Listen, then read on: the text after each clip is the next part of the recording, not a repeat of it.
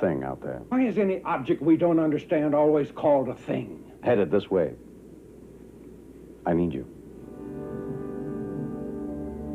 Damn it, Bones. I need you. Badly.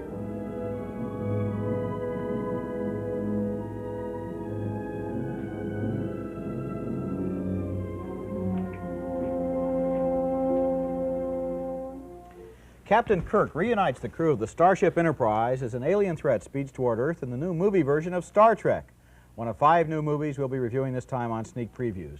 Across the aisle from me is Gene Siskel, film critic of the Chicago Tribune. And this is Roger Ebert, film critic of the Chicago Sun-Times. Now, in addition to Star Trek, on which we really disagree, guess who likes it?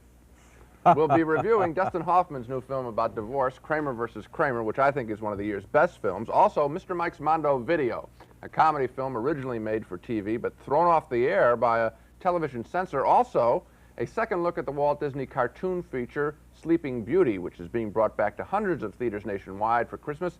And now Roger begins with comedian Steve Martin starring as, what else? The Jerk. Steve Martin has become one of the most popular comedians of the 1970s, but without my support, I just don't think he's funny.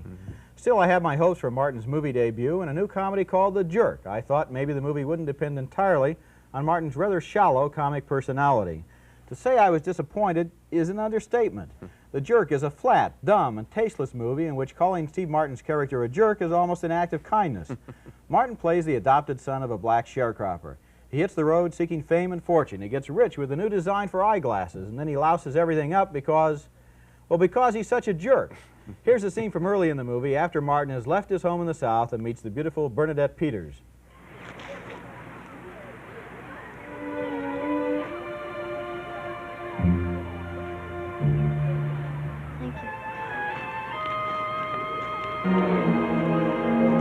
Oh, miss? I was just standing here right now, and I was wondering if you weren't doing anything tomorrow. Maybe you might want to go out. What? Maybe you might want to go out with me. Are you trying to ask me for a date? Once for no, twice for yes. Kind of a tired old gag. I think I've seen that before several times. Some of that shtick seems to be left over from the days of silent comedy. And it might work better as silent comedy, where it would look more like slapstick and less like mugging. Martin seems willing to do almost anything for a laugh, and every scene in the movie wants us to laugh for the same reason as the last one, because Martin's such a goofball. Well, that gets old fast. This next scene, for example, starts with a nice moment in the bathtub, but its ending is just plain embarrassing. Honey, guess what? I wrote a song for you this morning. I'm picking out a thermos for you. And maybe a barometer, too. And what else can I buy so on me you'll rely? Honey, there's a question I've been wanting to pop, but I've been afraid you'd say no. But this seems like the right time and place, so here goes. Honey, will you marry me? Yahoo! Come on, let's seal it with a kiss. Get in the tub with me. Not you. Where's Marie? What letter?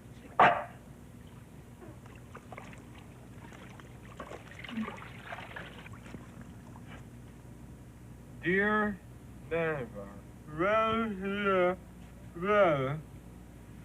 serve forward to tell Rona to be Rona. Marie! Marie! Come here! Good idea! Marie! Marie! Why did you leave me? I couldn't read the letter. It was too blurry. Marie! Marie! Here, boy. Marie! Marie! Marie! Marie! Where are you, Marie? Marie! Now, there's a problem with that scene, and the problem is that if he were trapped outside naked, then in a sense that could be funny, but because he's doing it as an act, I don't know, I don't find it funny, and Steve Martin doesn't seem to be having a good time in The Jerk. The whole movie seems strained and uptight. What should be zany turns out to be simply nervous. He makes us uncomfortable. Martin's personality wore me out, and eventually it crossed the thin line from being wild and crazy to being repetitive and tiresome. I think I know what you're saying with that scene. If he does go out there as a character and gets trapped like that with the dogs there, that's funny, but we know immediately that it's Steve Martin playing a guy and says, look at this joke I'm going to show you. Now that can work on a nightclub stage where you can see it's an actor and he's a nightclub comedian, of course.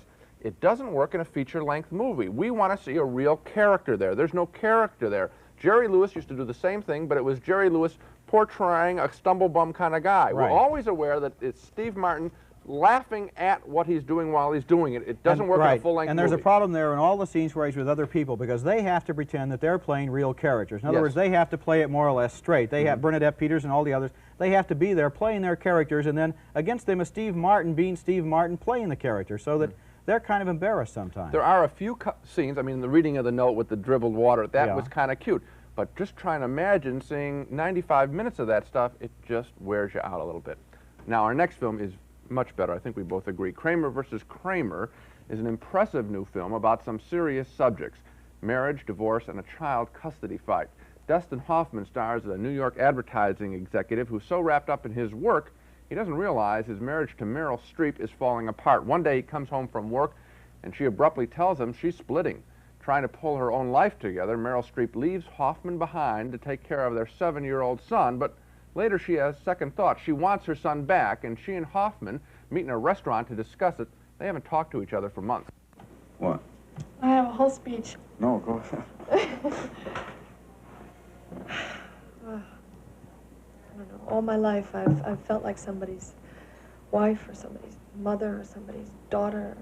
Even all the time we were together, I never knew who I was. And that's why I had to go away.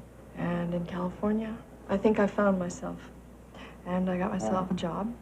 I got myself a therapist, a really good one. And I feel better about myself than I ever have in my whole life. And I've learned a great deal about myself. Such as? No, I'd really like to know what you learned.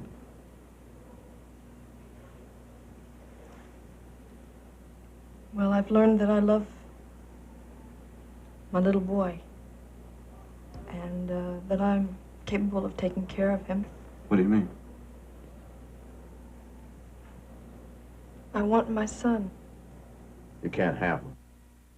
Two superior actors there. You can see the intensity of this film in that scene. As the movie moves toward its climactic custody fight in court, Dustin Hoffman tries to take better care of his son, but that gets in the way of Hoffman's work at his advertising agency, and his boss notices what's going on.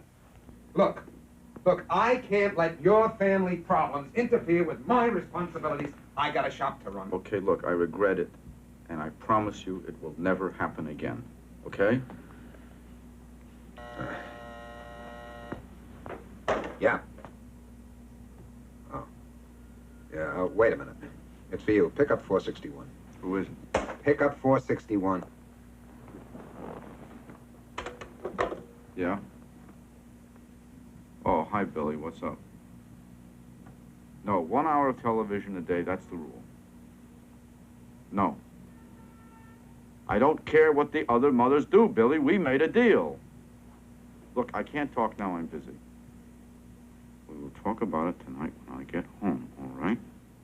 What's that say? As Hoffman chooses to spend more time with his son, his work slips so badly he's canned from one ad agency and is forced to take a lesser job at another. His son loves Hoffman's new office. Wow! This is neat! You like it? Yeah. Careful, careful, careful, Okay. Scary. What's that building near the water, Dad? That's a UN building, and that's the East River right there. And look across there. You see that? Yeah. That's Queens, and look way, way down there. You know what that is? What? Brooklyn. Isn't that where you used to live when you were a kid? That's right. And this is where I work. Wow. It's really your desk? Yep. Oh. Are you and Mom ever gonna get remarried? No, Mommy and me will never be remarried. I bet if she saw this, she'd remarry you. That's a touching scene, and this is simply a superb film. Kramer versus Kramer is very sympathetic to the problem of men trying to be both principal breadwinner and father at the same time. In this day and age of so many women's liberation pictures, what I like about Kramer versus Kramer is that it is not just a good women, bad guys movie. Each character is treated sympathetically, and at the same time, each character is held accountable for his or her actions. And so I think what we take away from the film is the knowledge that what an incredibly difficult undertaking marriage and family making really is.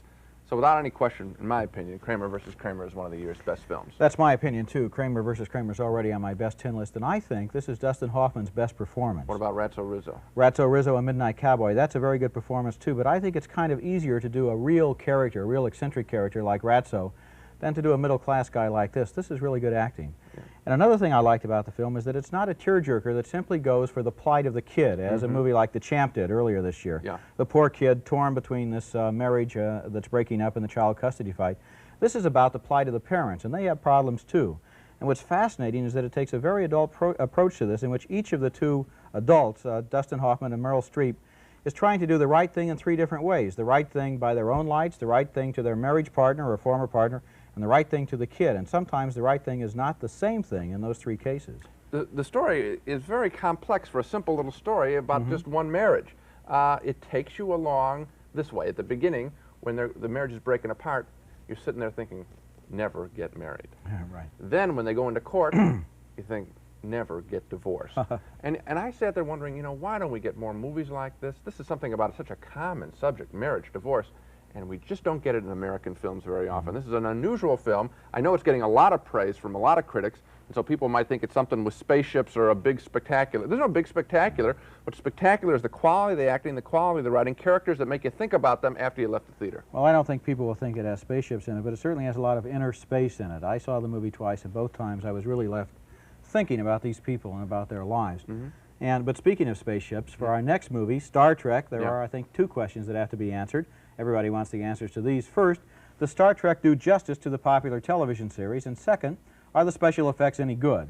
Well, I think the answer to both questions is yes. The television series made a successful formula out of combining adventures in outer space with basic questions about human nature, and so does the movie, which opens as a vast alien presence, sort of a star cloud, is discovered heading straight toward planet Earth. The Starship Enterprise, which has just completed a massive overhaul, is assigned to go out and meet the invader, and Captain Kirk, who has now been promoted to Admiral Kirk, tries to reassemble his old crew. Everyone's on board except Mr. Spock, the half-human, half-Vulcan, totally logical science officer, who in this scene surprises the crew by turning up late.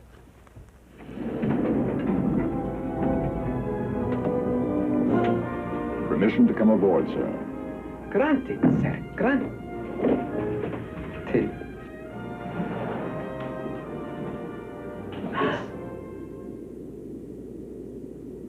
Spock. Spock.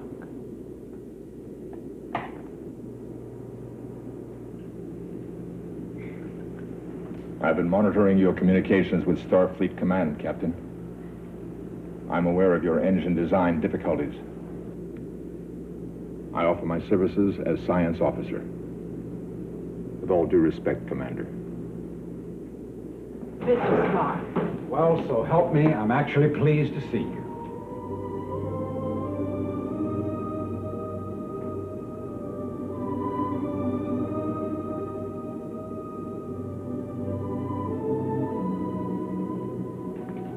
It's how we all feel, Mr. Spock. Captain, with your permission, I will now discuss these fuel equations with the engineer.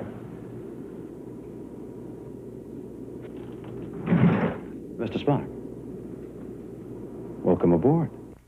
And so the old crew's back together again, plus a last-minute replacement named Ilea, an alien who joins the crew and then is cloned by the invading space cloud. In this scene, the invaders use Ilea as a way of making contact with Kirk and his crew. I've been programmed by Vijay to observe and record normal functions of the carbon-based units infesting USS Enterprise.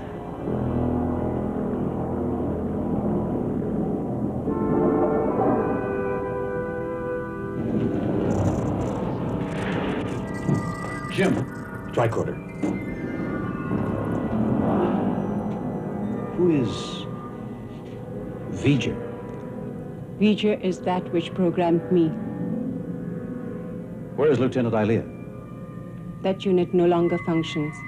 I've been given its form to more readily communicate with the carbon-based units infesting Enterprise. Carbon-based units? Humans, Ensign Perez. Us. Guess I never really thought about myself as a carbon-based unit before. The story of the Star Trek movie revolves around favorite themes of the TV series, which are, what is intelligence, what is life, and in which ways are humans, and Vulcans too for that matter, different from the other beings in the universe. The crew of the Enterprise confronts these questions after they meet the invading alien force, and that leads to all sorts of opportunities for the movie to exploit what we're really looking forward to, which is the special effects. And so, how good are the special effects? I thought they were pretty good. The scenes in the futuristic spaceport at the beginning of the movie are obviously phony, but the stuff in outer space ranges from the adequate to, on a few occasions, the mind-boggling. Star Trek is not as visionary as 2001. It's not as scary as Alien. It's not as exuberant as Star Wars. But it is fun at the movies, and I had a good time. And my mind wasn't boggled once by any of the special effects. I'm sorry, we saw the same effects, but we had wildly different reactions, although, to be fair, you did say at the beginning they weren't so hot. They had a lot of trouble getting the special effects, I think you know this, and they had to change special effects teams. And frankly, all that they got, I think, are just small duplications of some of the stuff in Star Wars, which we've seen so often that we're really, I think, looking for an advance from that now. And so I wasn't really dazzled at all. Do you think, Gino, that we get too hung up on the technology in these science fiction movies that after 2001, after Alien, after Star Wars, the critics in particular are looking at the special effects as kind of a sweepstakes, whereas the audience is really more interested in the movie as an entertainment or as an experience than... You said it right when you were talking. You said the two things we want to know. Is it as good as the TV show, and are the special effects any good? I think they are fairly good. They're not, you're right, they're not as great as 2001. So that's a letdown. Of course you want to see something better that you haven't been seen before. That's the whole basis of movies, dazzle us, especially when they go out to outer space. But on the question of the story, I think that there's a big flaw here. Maybe you agree. There's this black cloud invading. We're set up. That's the major confrontation. So naturally, we wait for 2 hours to find out what's in the cloud and what's going to happen. Who's going to get hit? Who's going to hit whom? Well, it never happens. We get a real letdown here, and we get some of that phony moralizing from the TV show. Guys in spaceships telling us we're human because we love each other or something. Well, I don't think it's phony moralizing. I think that's one of the endearing things about the TV show and about the movie is the way that it kind of looks at human nature in a fairly optimistic way. But I agree with you, they missed the boat by not having a great villain. The greatest thing about Star Wars was Darth Vader. Darth Vader was the most popular character in the movie, and I think here they missed the boat by not having a villain equally as bizarre, as outrageous, or as individual. I don't know. What I'm saying, I guess, is maybe little kids will like it, but I think that even they will be bored because the film just runs on. Okay, well then here we do have a major difference in opinion. You're saying little kids will like it. I'm saying a lot of other people will like it too. I enjoyed it. I think as a movie named Star Trek, the sort of thing we're anticipating, I think this is a pretty good experience. And I was let down. Okay, here's where we maybe agree. A couple of months ago, NBC TV decided not to run a television comedy show called Mr. Mike's Mondo Video, written and directed by Saturday Night Live comedy writer Michael O'Donoghue. The NBC censor said the show was in bad taste, and O'Donoghue responded by taking it into movie theaters. Something too hot to handle for TV always sounds promising, but Mr. Mike's Mondo Video turns out to be a demented washout. A series of dumb, unfunny sketches that make the whole film seem long, even though it runs only 1 hour. The film is a series of fake documentaries about weird things going on in the world. In one typical bit, we're taken to a swimming school for cats. Amsterdam, or as the Dutch call it, City of Cats and Canals. A dangerous combination, and yet, miraculously, there hasn't been a cat drowning in over 300 years. Incredible, you say? Let's stop in at Europe's oldest cat swimming school and talk to instructor Hans Houten. 1, 2, and breathe. 1, 2, and breathe. Keep the toes and the tail pointed. Claws in. And don't be afraid to get those whiskers wet. You do it when you drink milk. Okay, here we go.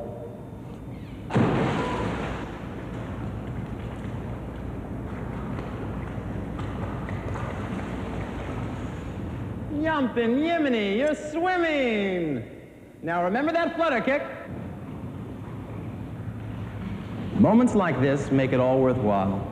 When I can take a student who's scared of the water, help him conquer his fear, and give him a sense of pride and self-confidence, well, you can see it. It carries over into other areas of their lives. I don't know, that's a funny idea maybe for a little while, but not when it goes on that long.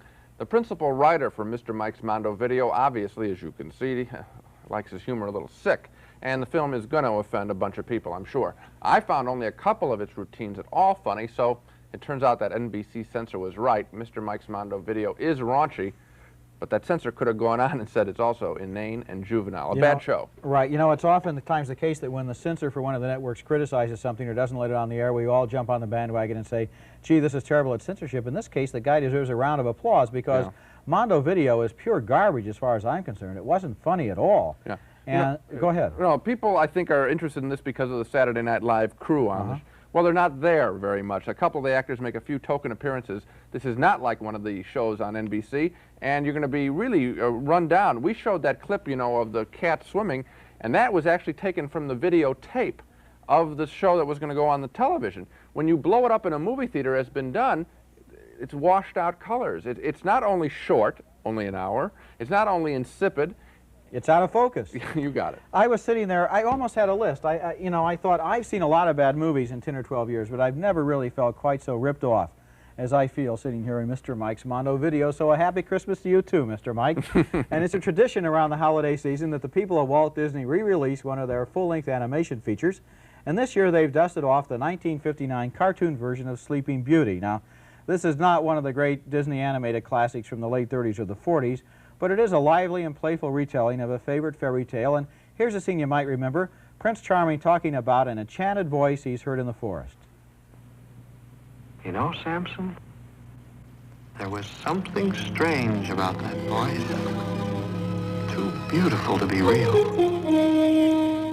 Maybe it was some mysterious being, a wood sprite or a... Here, stop! Why, it's my dream, Prince. Your highness. La la la dee da da. No, I'm really not supposed to speak to strangers, but we've met before. I know you. I walked with you once upon a dream. I know you. The gleam in your eyes is so familiar a gleam. Yet I know it's true that visions are seldom all they seem. But if I know you, I know what you'll do. You'll love me at once, the way you did once upon a dream. One of the things I always notice about the Disney films is how the Disney animators gave life not only to the main characters, but also to the smallest little birds and animals. You saw them there with the cape. Each of the Disney animated features is re-released about every 7 years for a new generation of filmgoers. And so on this current release, Sleeping Beauty is going to be playing in hundreds of cities during the Christmas season, and then it's gone for 7 years, so there you are. Well, you know, the easiest thing, of course, is to say, oh, go see Sleeping Beauty, take your kids, it's a wonderful, warm little show. Yeah, but not Scrooge Siskel, right? No, I'm not. I'm going to play the critic on the show. At least we got one here.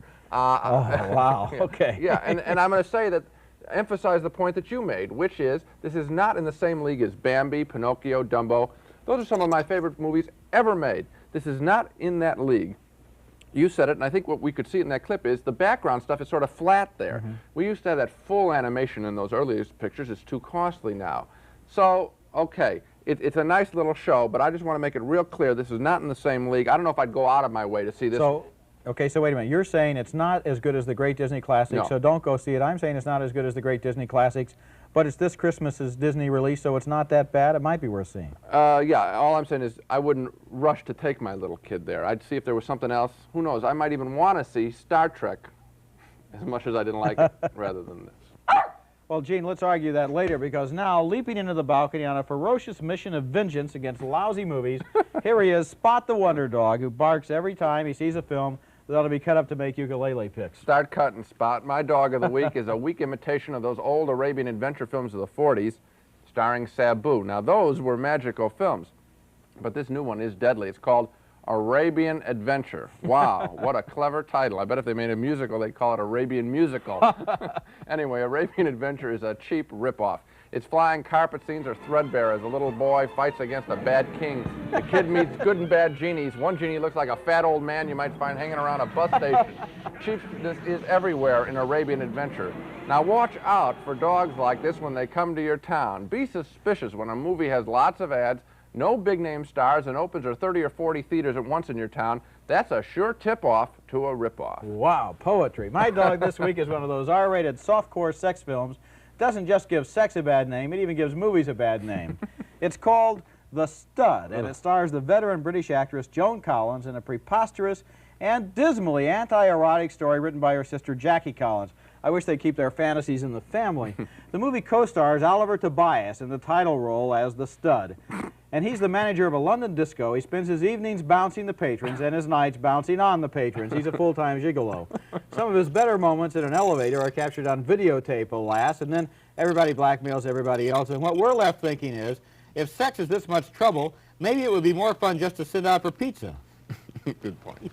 So much for the dogs. Now to recap our main movies on this show. Both Roger and I agree on The Jerk. Steve Martin's brand of humor really doesn't last for 94 minutes. It's only sporadically funny. We give the film 2 no's. We can't recommend you see The Jerk, which is rated R. We both agree that Kramer vs. Kramer is one of the year's best films, with 2 superior performances by Dustin Hoffman and Meryl Streep, who were involved in a child custody fight. 2 very strong yeses for Kramer vs. Kramer. Roger and I split on Star Trek. Roger found it fanciful and fun. I found it a bloated, totally unamazing, stretched version of the TV show. Roger says yes, he recommends you see Star Trek. I say no. And 2 very strong no's for Mr. Mike's Mondo video, the R-rated pseudo-documentary. It was banned by NBC for good reason. It's lousy and mean-spirited, and we split on Sleeping Beauty. Roger finds it good holiday entertainment for the family. He gives it a marginal yes. I'm going to be the tough guy and pick on a fairy tale. I say no. I think there's better stuff around. Try and find it. Okay, Gene, so we agree that on this program, the movie that we both really are in favor of is Kramer vs. Kramer with Dustin Hoffman. It's a great film. Absolutely, and I think we learned one thing about each other. Okay, what's that? I think you are too easy on family entertainment films. And I think you are too hard. So that's it for this show. Next time on Sneak Previews, Gene and I will review more of the big holiday pictures, including The Black Hole with an outer space station threatened by a mysterious cosmic force. All That Jazz, a musical drama starring Roy Scheider. And Robert Redford is a rodeo star who falls in love with Jane Fonda in The Electric Horseman. Until then, season screenings, everyone, and we'll see you at the movies.